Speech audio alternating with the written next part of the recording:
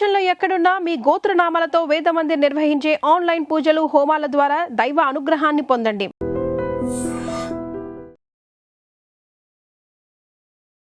నమస్కారం, welcome to I dream ధర్మ మార్గం విత్ విజిత కార్యక్రమానికి స్వాగతం.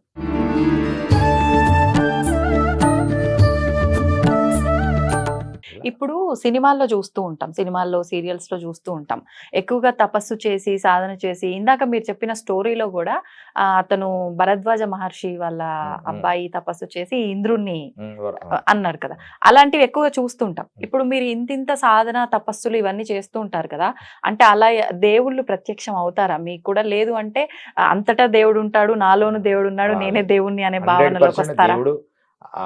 నీకు చెప్తున్నా, 100% దేవుడు దర్శనం ఇస్తాడు.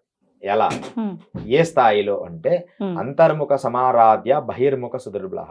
బహిర్ముఖంగా ఒక రూపాన్ని అవతరించి ఇయ్యరు కలియుగంలో, నీ అంతర్ముఖంలో దర్శనమిస్తారు.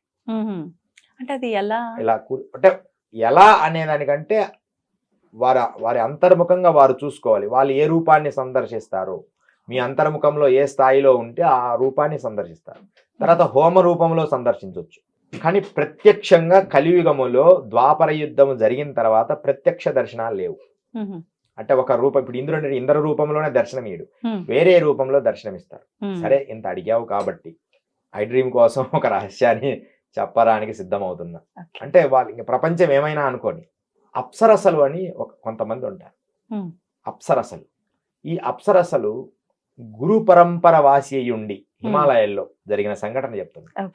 గురు పరంపర వాసి అయ్యుండి ధర్మ చింతనతో ఉంటే వారు మాకు అప్పుడప్పుడు మా గురు పరంపరకు సంబంధించిన గురువు గారి ఆదేశానుసారం ఒక అప్సరస నాకు సహకరించింది.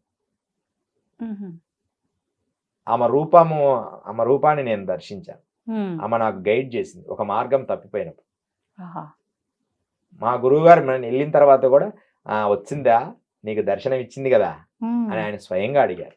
అంటే అదొక ఇది సీక్రెట్, యథార్థం జరిగింది. వారు ఉన్నారు ఇంకా. అంటే ఎలా మీకు నిజంగా రూపంగానే ప్రత్యక్షం అయ్యారు? నీలవర్ణములలో స్పష్టంగా.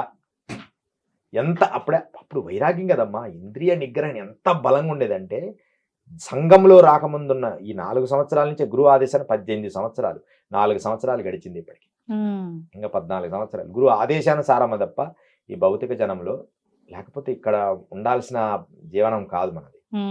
గురువు ఆదేశం, అది కూడా ఇప్పుడు ఇంకా కొంత అడవిలోకి వెళ్తున్నాం. ఇక్కడ దగ్గరలో ఒక అడవిలో సాధన చేసుకోవడానికి అదే ప్లేస్ అనుకుంటున్నాం, ఒక అడవిలో. అదే అనమాట, స్వయంగా ఎంత ఒక దేవ ఆమెను డ్రాయింగ్ కూడా వేశాను తర్వాత. ఈసారి ఎప్పుడన్నా మీకు చూపిస్తాము మీ వరకు. ఎంత శక్తివంతురాలో అనా, నీ మార్గం తప్పిపోయింది, గురువుగారి ఆదేశానుసారం నేను మీకు గైడ్ చేస్తాను. ఎందుకంటే రాత్రి 10 గంటలకు నేను చేరాలమ్మా, మరుసటి రోజు తెల్లవారి 4 అయినా నేను ఆ గురువు ఆశ్రమానికి వెళ్ళలేదు. వెంబడే గురువు గారు సంకల్పించేసి ఆమెను పంపించారు. వాడు ఎక్కడున్నాడో వానికి చెప్పి మార్గనిర్దేశం చేయండి.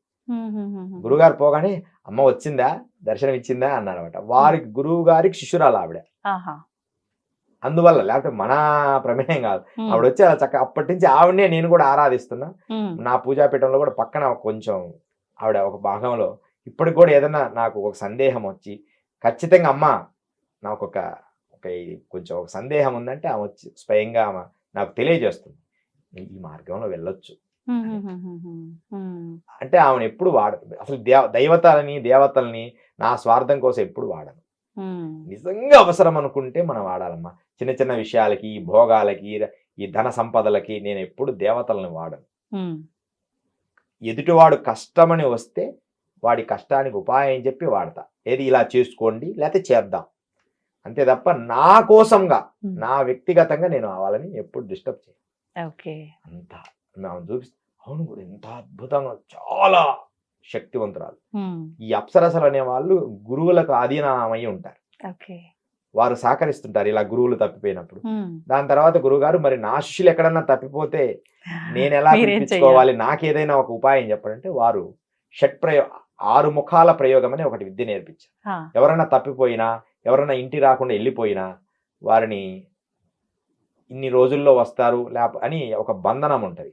ఆ 6 ముఖాల ప్రయోగం చేసి వారిని తెప్పియచ్చు. తప్పిపోయిన వాళ్ళని.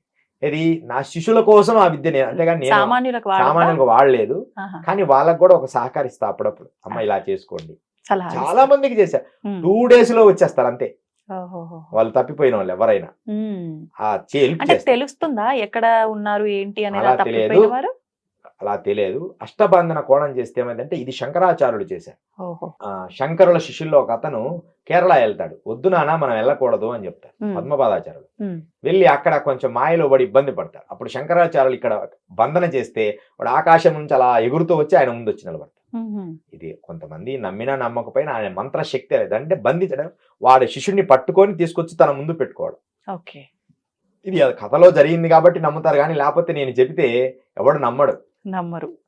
అలాంటి శక్తి అప్పుడు ఉండేది. మాదేంటంటే వారిని మనసును మార్చి ఆ మార్గంలో తీసుకొచ్చేటట్టు మా గురువు గారు ఆ విద్య నేర్పించారు. Okay okay. మనకు సౌందర్య లహరి సాధన చేసిన ఈ శక్తులు కొన్ని మనకు వస్తాయి, కానీ మాకు వేరే ఇంకా కఠినమైన శిక్షణ. ఎందుకంటే శిష్యుల్లో ఈ మంత్ర సాధన చేసి ఉన్మత్తులు అవుతారు, పిచ్చోళ్ళు అయిపోతారు. కొంతమంది సరిగా సాధన చేయక ఎక్కడో ఉండిపోతారు, అన్బ్యాలెన్స్ అయ్యి. వాళ్ళని మళ్ళీ మనం పట్టుకొని మన మా మార్గంలో తెచ్చుకొని నీళ్లు జల్లి, రే అంత అవసరం లేదు ఇంత చెయ్యి అంటే ఎక్కువగా చేస్తే అలా అవుతారా? చేస్తే అంతే కదా. చాలా మంది మనం రోడ్ల మీద చూస్తుంటాం పిచ్చి వాళ్ళయి ఈ మంత్ర సాధన ఎవడు పడితే వాడు చేయడమే. అలా దీన్ని ఎలా చేయాలి, ఎందుకు చేయాలి తెలియకుండా అందరికి ఇయడమే. గురువులు ఇప్పుడు ఏమైనా బజార్కి ఒక గురువు అయ్యిండు కదా, మార్గానికి ఒక గురువు అయ్యిండు, రోడ్డుకు ఒక గురువు అయ్యిండు. ప్రతి వానికి శిష్యులు కావాలి. ఆ అందుకని ఇప్పుడు ఇన్ని సంవత్సరాల్లో మాకు గట్టిగా ప్రథమ శిష్యులు గట్టిగా ఉంటే ఒక 6 మంది ఉంటారు. ఇన్ని సంవత్సరాలు ఎందుకు? మిగతా వాళ్ళని మనం ఇయలేకనా? కాదు, వజ్రం ఒకటి చాలు, అది వజ్రంగా మలచాలి. వాడు పామరుడైనా సరే వాడిని వజ్రంగా ఒక్కడిని తయారు చేసుకోవాలి. నిజమైన వజ్రం వచ్చినప్పుడు దాన్ని శుద్ధి చేయాలి. అదే ఎవడికి పడితే వాడికి ఇద్దరు లేడం. వాడి శిష్య కణాలు నాకు ఒక 100 మంది ఉండరు, నాకు 1,00,000 మంది ఉండరు, నాకు కూడా 1,00,000 మంది ఉంటారు శిష్యులు. కానీ శిష్యులు కాదు, వాళ్ళంతా భక్తులు అంతే. కానీ శిష్యులు మాత్రం ఒక్కడే. స్వామి వివేకానంద అన్నాడు, ఒక్కడుంటే చాలు, నాకు 10 మంది ఉంటే ఈ ప్రపంచాన్ని మార్చేస్తా అన్నాడు స్వామి వివేకానంద. నాలాంటి తలలు. అందుకని మనము శిష్యుల మీద ఫోకస్ చేయకూడదు, వజ్రాన్ని మాత్రం పట్టుకొని శుద్ధి చేయాలి. అందరికి విద్యలు నేర్పడము, అది విద్య గురు పరంపర ప్రమాణం లేకపోతే అసలు గురువు నిజమైన గురువు చెప్తున్నామ్మా. వారాహి, కాళి, బగలాముఖి, ప్రత్యంగర, ధూమవతి, దశమహావిద్యలు ఎవ్వడికి నేర్పడు.